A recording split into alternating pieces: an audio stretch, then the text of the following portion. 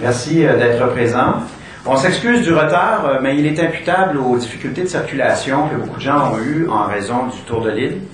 Alors, je suis persuadé que si je demandais aux gens de lever la main, ceux qui ont eu des difficultés de circulation, la moitié de la salle le ferait. J'aurais pu venir à vélo, mais j'avais beaucoup d'équipements à trimballer avec moi. Donc, merci d'être là.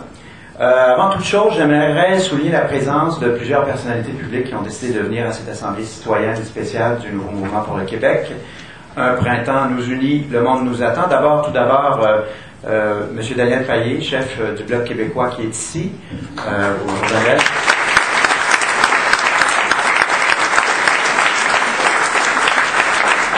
Nicolas Girard, député de Gouin pour le Parti québécois également. Nous avions demandé la présence d'Amir Kadir. Je ne sais pas s'il est présent. Il y a un représentant, une représentante là, de Québec solidaire qui est ici présentement, dont je n'ai pas le nom, mais levez-vous s'il vous plaît. Manon Massé, bonjour. Et nous avions également demandé à Jean-Martin Hossan d'être présent. Il m'a confirmé qu'il allait venir faire un tour au cours de la journée. Il n'est probablement pas ici à l'heure actuelle, mais il viendra faire un tour au cours de la journée. Je note aussi la présence de candidats. Il y a des candidats qui vont sans doute être aussi être candidats à cette élection aussi, à la prochaine élection qui va sans doute s'annoncer comme, en fait, qui va être historique, qui sont présents. Alors, mais comme il y en a quelques-uns, on va s'épargner les noms, mais voilà, donc je les remercie également de leur présence. En août dernier, le Nouveau Mouvement pour le Québec naissait officiellement avec son assemblée citoyenne, avec son manifeste également intitulé « Brisons l'impasse ». C'est notre acte de naissance. Au départ, c'était signé simplement par 77 personnes qui avaient pris le risque de lancer un débat dans la société québécoise, qui avaient pris le risque que l'on frappe un grand coup de poing, puis qu'on dise, écoutez, on a besoin d'avancer politiquement, ça fait 16 ans qu'il ne se passe rien. 16 ans, c'est long dans la vie d'un peuple. On n'a qu'à penser, comme point de comparaison, à ce qui s'est passé au Québec entre 1970 et 1986, pour comprendre que quand il ne se passe rien pendant 16 ans, il est temps qu'on se réveille. D'autres ont ajouté leur nom après. On a eu plus de 550 personnes à ce manifeste-là. Et ce qu'on appelait dans ce manifeste-là, c'était à une autre façon de faire de la politique. On en a beaucoup parlé, même que le terme a été un peu galvaudé à ce moment-là. Mais qu'est-ce que ça veut dire? C'est de passer par-dessus les clivages politiques, les clivages partisans, et la chape de plomb de la ligne de parti, et de se réunir ensemble pour discuter de notre avenir collectif. Abandonner donc la partisanerie pour mettre des projets de l'avant. Un projet qui, pour nous tenait à cœur et qui nous tient toujours à cœur, c'est celui de l'indépendance du Québec. On avait aussi pour projet de remettre le citoyen au cœur de la vie politique, de lui redonner une place, de lui redonner la parole. Et voilà que, 9 mois plus tard, le temps d'un accouchement, on est réunis ici, puis après presque 6 mois de mobilisation ininterrompue, où les citoyens ont repris leur place qui leur revient, on peut le dire, on a pris notre place au Québec. Il est clair que les partis politiques n'ont plus le monopole de la vie politique au Québec. Qu'est-ce qui s'est passé récemment au Québec? Il s'est passé beaucoup de choses. Il y a eu le mouvement des indignés, où on a occupé le centre-ville pendant de nombreuses semaines. On a eu le mouvement des étudiants, bien sûr, et d'ailleurs, on a un de ses fidèles, fiers représentants avec nous à la table. Je pense qu'on lui mérite une bonne main d'applaudissements.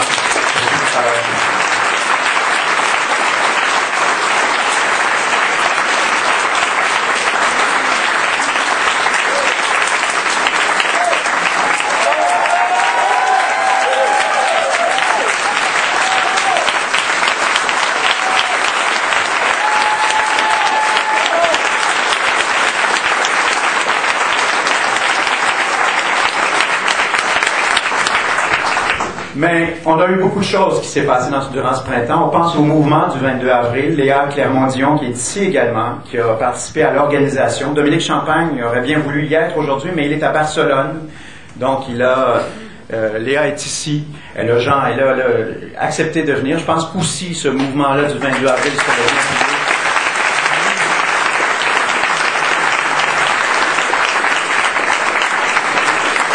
Et il y a vous.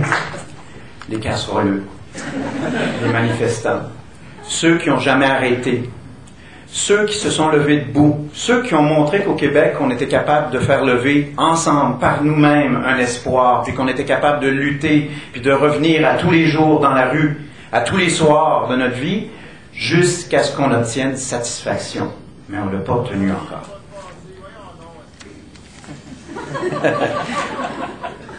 On a un off, un off événement.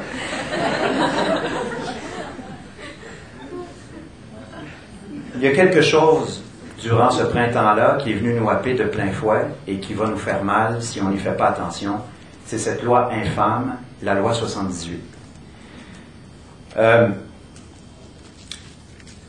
Cette loi-là, maintenant qu'on a vécu ce printemps-là, maintenant qu'on se sait libre de faire ce que nous avons fait, maintenant qu'on a aussi réduit les distances qu'il y avait entre nous sur beaucoup de plans, maintenant qu'on se sait beaucoup plus fraternel qu'à l'automne dernier, devant cette loi infâme-là, il ne s'agit plus de se demander si on veut être libre, mais quelle sorte d'institutions politiques on veut pour encadrer et protéger cette liberté-là, pour ne plus jamais que ça survienne à nouveau.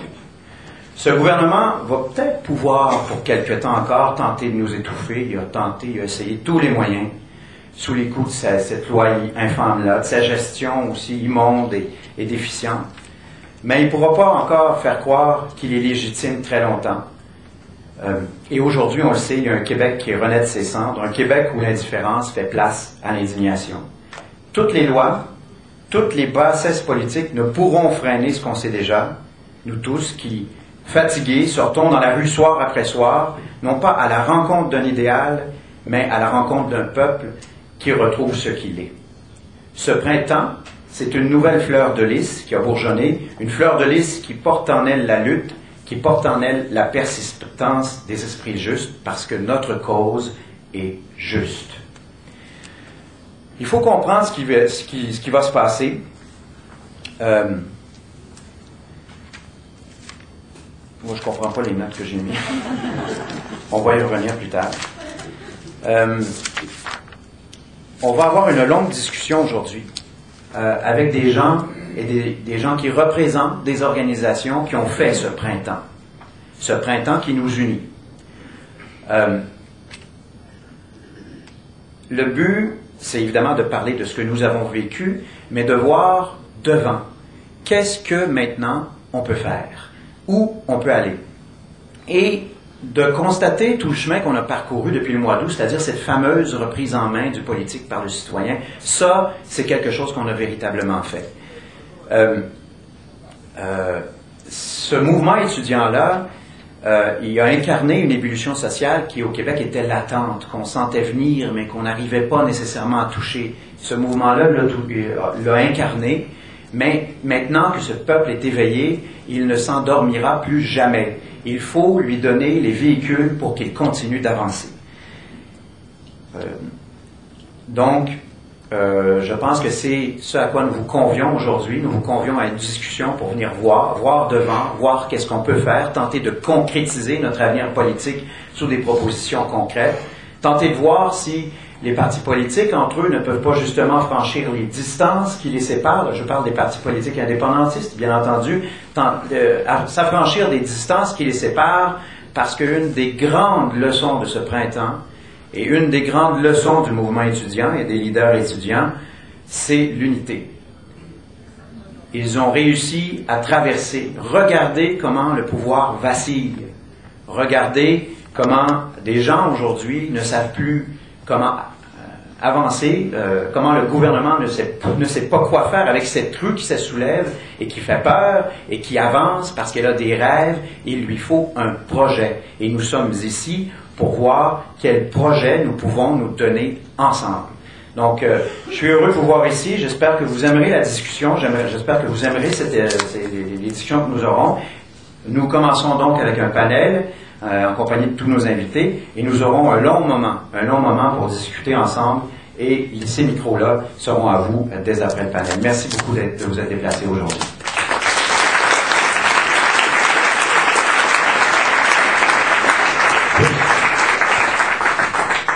Alors, bonjour à tous, Sarah Desley-Rousseau, j'agirai en tant que modératrice de ce panel. Je vous fais d'eau, je m'assois aux premières loges cet après-midi pour vraiment donner la place à nos 6 panélistes. Alors, je prends place et je m'assois tout de suite. 6 panélistes que je vais présenter avec une courte biographie, très très courte. Ensuite, il y aura une période où est-ce que vous-même, les panélistes, vous pourrez vous présenter durant une période de 2 minutes chacun. Alors, vous aurez quelques temps pour parler un peu plus de vous, hier, aujourd'hui, demain. D'où venez-vous? Qui êtes-vous? Vers où voulez-vous aller? Et ce sera suivi donc d'une deuxième partie dans un deuxième temps où vous serez invités à parler chacun d'un sujet durant une période de 5 minutes, un sujet qui vous tient à cœur parce que vous êtes des acteurs de ce printemps québécois, de ce printemps érable. Alors, on veut vous entendre pour une durée de 5 minutes sur ce sujet-là qui vous tient à cœur. Ensuite, donc, ce sera vraiment une discussion, une table ronde. Je vais prendre une gorgée d'eau. Je parle vite. C'est de la limonade. Oui, c'est de la limonade. Alors, c'est ça, il y aura une table ronde qui suivra chaque 5 minutes de discussion. Et puis, il y aura ensuite quelques minutes de conclusion parce qu'on veut savoir aussi, vous, qui êtes des acteurs de ce printemps, vers où voulez-vous aller, comment ce printemps doit se parachever, parce que bon, c'est un commencement, dit-on, ce n'est pas la fin, c'est vraiment un commencement d'un mouvement social beaucoup plus grand que la mobilisation étudiante aussi. Alors, je vais vous présenter un après l'autre. Je vais commencer par Léo Bureau-Blouin, je ne sais pas pourquoi. Parce qu'il est au milieu. Il est au milieu, c'est ça. Alors, Léo, vous avez été jusqu'à la fin des négociations avec le gouvernement ce jeudi, président de la Fédération étudiante collégiale du Québec. Au cours du conflit étudiant historique, vous avez joué un rôle prépondérant pour maintenir ouvertes les discussions avec le gouvernement du Québec. Il s'agit de votre première participation officielle à un événement public après la fin de votre mandat comme président de la FEC. Vous avez donc vraiment été au cœur de ce mouvement. Et j'oserais dire que, je ne sais pas si vous avez vu les sondages, mais Léo Bureau-Blouin passe très bien dans la population, même si parfois la position des étudiants n'a pas été tout le temps aimée par tous les Québécois. Hein. Ça a pu faire des dissensions au sein de la population, on l'a vu, mais vous êtes resté très populaire durant tout ce conflit. Alors, donc, je vais vous entendre 2 minutes oui. Au départ. Donc, au Bureau Blouin, j'ai été président de la Fédération étudiante collégiale du Québec de juin 2010 jusqu'à tout récemment, le 31 mai 2012. La Fédération étudiante collégiale du Québec, qui est, comme son nom l'indique, une fédération d'associations étudiantes collégiales qui existe depuis maintenant 22 ans. Donc, qui représente un peu partout sur le territoire québécois 23 associations étudiantes collégiales. Les 2 principaux cheval de bataille, disons, de cette organisation sont l'accessibilité géographique aux études et l'accessibilité financière. Vous comprendrez que c'est dans cette deuxième mission, disons, que s'inscrivait la mobilisation des derniers mois. Avant ça, j'ai été impliqué au sein de mon association collégiale, ce qui fait donc que depuis environ 3 ans et demi, je m'implique au sein du mouvement associatif étudiant. J'ai fait ce choix-là il y a quelques années parce que je trouvais qu'il y avait peu de véhicules d'expression pour les jeunes, peu de véhicules d'expression pour les étudiants, surtout dans un contexte où on est démographiquement minoritaire. J'ai toujours trouvé difficile, disons, de voir tous les préjugés qui circulent à l'égard des jeunes et de voir qu'il n'y avait pas une prise de position importante. Et bien sûr, à titre de président de cette fédération, j'ai participé à la mobilisation étudiante d'une manière assez active et aux différentes représentations politiques qui ont mené à la grève étudiante qui secoue le Québec depuis maintenant plusieurs mois. C'est un peu difficile, bien sûr, de prendre du recul sur ce mouvement-là, alors qu'on a le nez autant collé dedans, et surtout dans un contexte où la mobilisation se continue. Mais disons qu'aujourd'hui, mon propos s'articulera autour de 2 grandes questions, c'est-à-dire qu'est-ce qui a mené à cette mobilisation, et surtout, quels sont les impacts potentiels ou hypothétiques de ce mouvement à moyen et à long terme sur la politique québécoise. Je vais tenter un peu d'enlever mon chapeau de représentant étudiant et de voir justement pourquoi est-ce qu'on en est arrivé là et quels impacts ça peut avoir, parce que parfois je pense que c'est pas à court terme qu'on voit nécessairement tous les impacts des grands changements sociaux, mais plutôt à moyen et à long terme. Et l'objectif est donc de spéculer un peu sur ces impacts futurs. Merci beaucoup, Léo Bureau-Blouin, intéressant. Parce que maintenant, Jocelyn Desjardins. Jocelyn, vous avez été tour à tour journaliste, éditeur, relationniste, stratège en communication et politique. Vous avez été journaliste à la radio de Radio-Canada de 1995 à 2004. Vous avez dirigé les communications de Greenpeace au Québec de 2006 à 2008. Vous êtes père de 5 enfants. Vous êtes le co-auteur du livre Manifestement vert, publié en 2009 en compagnie de François Tanguay et plusieurs autres collaborateurs, nommons David Suzuki, Steven Guilbeault, Jean-Lemire, Laure Baridel et autres. Vous êtes aussi membre fondateur de SOS Radio-Canada. Vous avez été l'un des principaux rédacteurs du manifeste de cette organisation. Il a été publié le 31 mai 2009, depuis 2009, ce manifeste. Durant le lockout de Radio-Canada 2002, vous avez été l'organisateur de la soirée du lockout, le grand spectacle de solidarité des artistes en appui au locauté de Radio-Canada. Et avant de devenir le porte-parole du NMQ, Jocelyn Desjardins, vous étiez directeur des communications et du marketing pour une importante association d'entreprises du secteur du commerce de détail. Vous avez perdu votre emploi quelques jours après la publication de Brisons l'impasse. Et vous êtes aussi un acteur du Printemps québécois, bien sûr, et merci d'avoir tout d'abord organisé cette assemblée d'aujourd'hui. Je vous laisse la parole 2 minutes. Oui, ça va être très court parce que j'ai parlé 10 minutes. Je veux juste dire que j'aimerais ça qu'on parle d'unité des partis aujourd'hui. Puis j'aurais peut-être quelques propositions à vous faire un peu plus tard. Donc, je vais passer mon tour de parole au suivant. Merci, Sarah. Plaisir, merci Jocelyn Desjardins. Brigitte Henkens, vous avez une longue feuille de route. Vous avez été directrice de l'ANCT du théâtre Denise Pelletier dans les années 90. Vous avez fondé votre compagnie de théâtre en 1996, Sibylline. Actuellement, vous êtes directrice artistique du théâtre français du Centre national des arts à Ottawa. Et vous êtes reconnue pour votre audace et votre grande rigueur. Vous avez été une des instigatrices du Moulin à Parole et du Rassemblement Nous, du 7 avril dernier au Monument national. Ces deux événements-là ont été, bien sûr, moi, ce que je qualifierais de voix d'allumage du Printemps québécois. Alors, je vous écoute. Ça commence mal. Merci. Je suis très gênée en fait d'être là parce que d'habitude, mon engagement se fait surtout sur la scène en fait. Où, comme dirait Patrice Desbiens, pour être franco-ontarien, je viens d'un pays où engagé veut dire que tu t'es trouvé une job. J'ai pas la parole, j'ai pas l'habitude de prendre la parole sur un plan plus politique, alors je m'en excuse et je suis honorée. Donc je suis là pour témoigner plutôt de l'expérience vécue au cours du Moulin à Parole et de l'événement. Je vous remercie. Merci beaucoup, Brigitte Henkens. Merci d'être là, vraiment, on apprécie votre présence, Henkens, merci. Hugo Latulippe, bonjour. Vous êtes cinéaste et auteur et directeur artistique du collectif des cinéastes Espéramos. Votre documentaire République, un abécédaire populaire dans lequel les invités reformulent un projet de société, a été diffusé Place du Peuple au mois de novembre dernier et placé Milly-Gamelin vendredi soir dernier. Vous êtes un ancien participant de la course Destination Monde. Vous êtes l'auteur de Bacon le film, de Ce qu'il restait de nous et de Manifeste en série.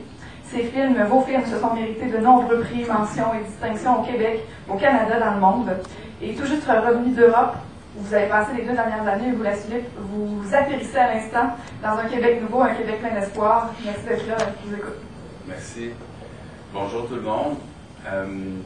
Ça me fait plaisir d'être ici ce matin. Comme j'ai dit à Jocelyn quand il m'a approché, j'ai dit, moi j'ai l'habitude de préparer longtemps à l'avance ce que je fais sur la place publique. Je suis un cinéaste, donc ça prend des fois, vous le savez, le cinéma documentaire au Québec va pas très bien, donc des fois ça prend 3-4 ans avant qu'on arrive à l'écran. Donc on a le temps de se donner un méchant élan. J'ai pas l'habitude de la parole politique comme ça sur la place publique sans me préparer plus qu'il faut, ce qui est mon cas aujourd'hui, bien que j'ai la même préparation que vous comme citoyen pour être ici aujourd'hui. J'ai vécu, même si je vis à l'étranger depuis 2 ans, j'ai vécu ce qu'on vit tous en ce moment d'une manière très intense par les médias sociaux, par le truchement des médias. J'ai suivi ça. Laure et moi vivons donc depuis 2 ans à l'étranger, puis on a souffert beaucoup, disons, dans les derniers 6 mois, d'être si loin de nous, si loin de vous. Donc il est à peu près temps qu'on revienne. On est en train de revenir. Enfin, moi, ce que j'ai dit depuis quelque temps dans les cercles rapprochés, à mes amis, aux gens avec qui je suis en discussion sur ce qui se passe, j'ai dit, moi, j'ai envie de m'engager pour qu'on s'unisse, pour qu'on soit unis, pour que les libéraux ne se reproduisent pas. Libérez-nous les libéraux. Je fais exprès de faire ce jeu de mots-là, beau. Je pense que c'est très, très facile de se retrouver, à cause de notre système uninominal majoritaire en un tour, devant la même situation. Je pense que c'est très facile d'imaginer que les libéraux soient reproduits. Et donc, je pense qu'il est très, très important de faire de la stratégie maintenant pour s'unir dans l'intérêt du Québec. Donc, moi, j'ai envie de m'engager dans ce sens-là. J'ai jusqu'à maintenant été clairement favorable au programme de Québec solidaire, et je le suis encore. C'est un programme qui me rassemble. Je me sens très proche de ce programme-là. Mais je pense qu'il faut avoir des discussions de manière plus large. Il y a plusieurs forces politiques sur notre place publique. Il y a plusieurs forces qui sont autres aussi, des forces de la société civile, qu'il ne faut pas négliger. Je pense qu'il faut s'unir dans notre plus grand intérêt. Donc ça, c'est le premier sujet. Puis l'autre sujet sur lequel je pourrais parler tout à l'heure, duquel je pourrais parler tout à l'heure, c'est la question de faire des listes. Parce que, d'une manière candide peut-être, le projet de ce film République, qui est mon plus récent film, il y avait cette idée de faire des listes, qu'on fasse des listes ensemble. Donc, ce film-là s'est fait avec une table de sages qui se sont amusés à faire des listes. Une liste de 26 points, un abécédaire, de ce que pourrait être le Québec demain, de ce qu'on souhaite pour le Québec demain. Donc, une liste libre. Et là, je pense maintenant qu'on est rendu à ouvrir cette liste-là, à la faire ensemble, à se faire une liste d'épicerie de ce qu'on veut pour le Québec moderne, le Québec du 3e millénaire, celui dans lequel on n'est pas en ce moment. Donc voilà, c'est dans ce sens-là que je vais aller. Comme c'est rafraîchissant. Peut-être serez-vous un acteur de l'Union malgré vous, c'est pas une grosse tâche. Pas malgré. Des grands projets, très intéressant. Merci. Yannick Marcil, bonjour. Yannick Marcil, vous êtes un économiste indépendant, spécialisé dans le domaine des transformations économiques, industrielles et technologiques. Vous avez également enseigné à l'Institut économique appliqué du HEC, au département de sciences politiques de l'Université de Montréal, et excusez mon anglais, à l'International Institute of Information Technology.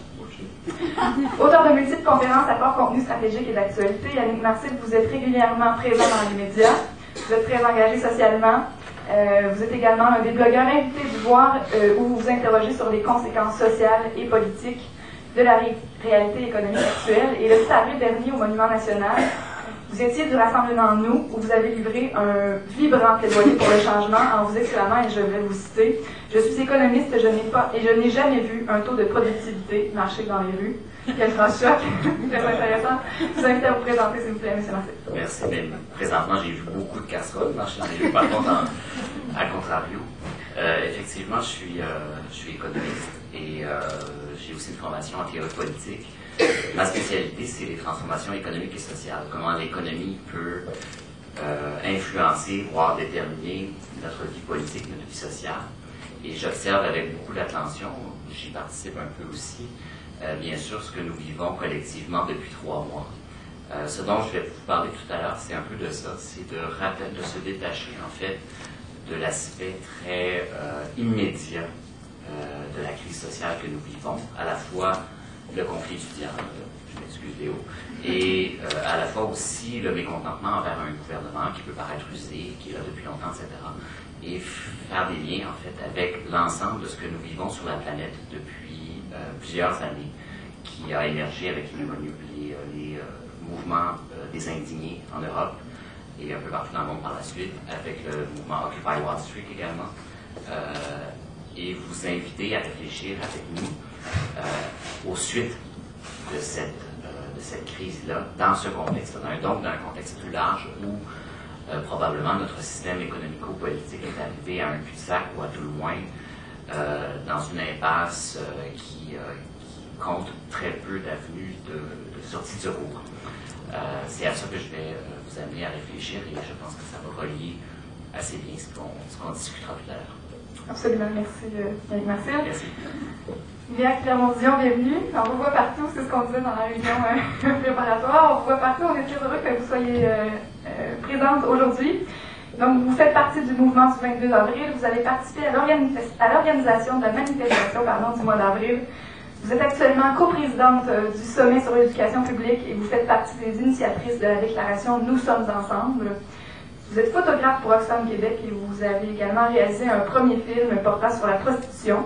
Vous avez déjà occupé des fonctions au Conseil du statut de la femme et vous êtes aussi co-initiatrice de la Charte québécoise pour une image corporelle saine et diversifiée.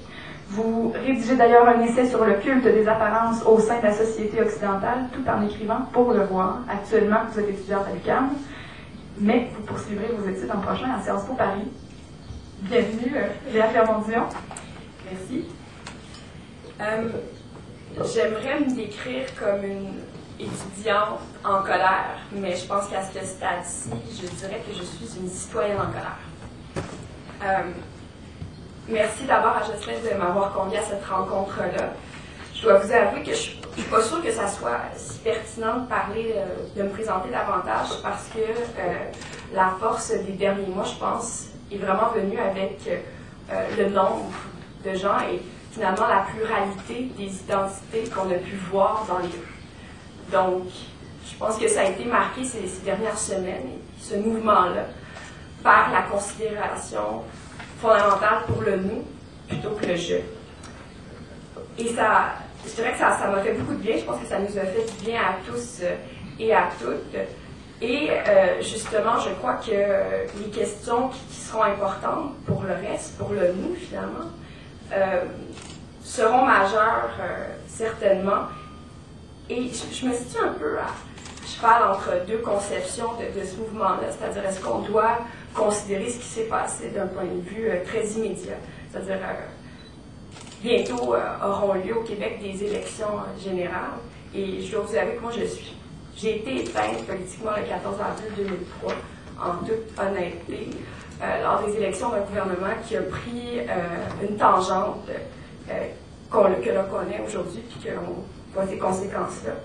Et entre une conception plus globale, comme partage mon ami Yannick Marcil, c'est-à-dire sur la considération plus globale d'un mouvement pour le Québec, d'un mouvement social, mais aussi de valeurs, puis d'un projet de société. Je pense que les deux ne sont pas incompatibles, puis qu'il va falloir éventuellement s'asseoir avec l'ensemble des partis politiques et l'ensemble des mouvements sociaux pour voir ce qu'il y en est. Et que clairement, ce mouvement social-là qu'on voit, beaucoup plus global qu'une revendication sur la hausse des frais de scolarité, beaucoup plus global qu'une revendication sur la question des redevances minières, beaucoup plus global que la question des gaz de schiste. C'est un projet de société. Je pense que c'est un pied de nez aussi au néolibéralisme, sans avoir peur des mots, qu'on a senti dans ces dernières semaines. Donc, je trouve ça extrêmement stimulant de voir autant de gens ici présents qui sont vraiment porteurs de changement. Et je pense qu'il va falloir se poser des questions à la fois stratégiques, mais aussi plus philosophiques, prendre enfin du recul. Je terminerai ma brève présentation en vous disant que la semaine dernière, j'étais à Québec dans le cadre du sommet sur l'éducation publique, où on se questionnait sérieusement sur justement la priorité qu'on accorde à l'éducation publique au primaire et au secondaire. Et ce qui m'a frappé, moi personnellement, en voyant 900 participants qui sont des acteurs de l'éducation primaire et au secondaire, c'est l'absence de notre gouvernement aux discussions. Ça démontre encore une fois une priorité. Je ne veux pas non plus rester strictement dans le politique aujourd'hui, mais quand même des choses qui doivent se nommer. Je pense qu'il faut penser collectivement la suite des prochains mois de manière cohérente pour qu'enfin on se donne un projet de société qui nous ressemble. Donc, merci à Jocelyn et j'ai vraiment surtout très hâte de vous entendre. Je vois plein de visages que je connais ici, des gens qui ont tellement de choses à dire. Je pense que la partie importante de cet événement-là, ça va être ça, ça va être les échanges pour qu'on pense et qu'on structure notre stratégie à long terme. Merci beaucoup, Léa Clermont-Dion. Il y aura une partie où vous serez invité à venir vous adresser à nos panélistes et à tout le public. Et ce sera une partie très importante aussi. Ça suivra les discussions de la table ronde. Mais juste avant, donc passons à cette fameuse table ronde. Nous commencerons avec Brigitte Hennequin, qui vous voulez nous lire la déclaration du point d'interrogation. Et peut-être donc nous parler un peu là, de cette déclaration-là. Je crois que ça parlait de la discussion, comme on dit, donc vous serez... Mettre la table, je vais absolument, mettre la table, et ensuite il y aura un 12 minutes, un 12-15 minutes là, de discussion sur ce sujet-là. Juste en préambule pour vous dire qu'en 2009, avec quelques amis, dont Guy, Sébastien Ricard, Pierre Laval-Pinot, nous avons décidé de commémorer la bataille des plaines d'Abraham en faisant un événement qu'on avait appelé le Moulin à parole. Et on avait rassemblé, ce qui avait été un exercice absolument passionnant, on avait rassemblé des textes, toute l'histoire du Québec et de toute nature, et ces textes ont été lus sur scène pendant 24 heures lors d'un mois de septembre, dont nous ne nous sommes pas remis, parce que ça a été, je ne sais pas si pour ceux qui ont participé, ça a été ça, mais pour nous qui l'avons organisé, ça a été un choc énorme, en fait, et ça nous a transformés à jamais, je crois.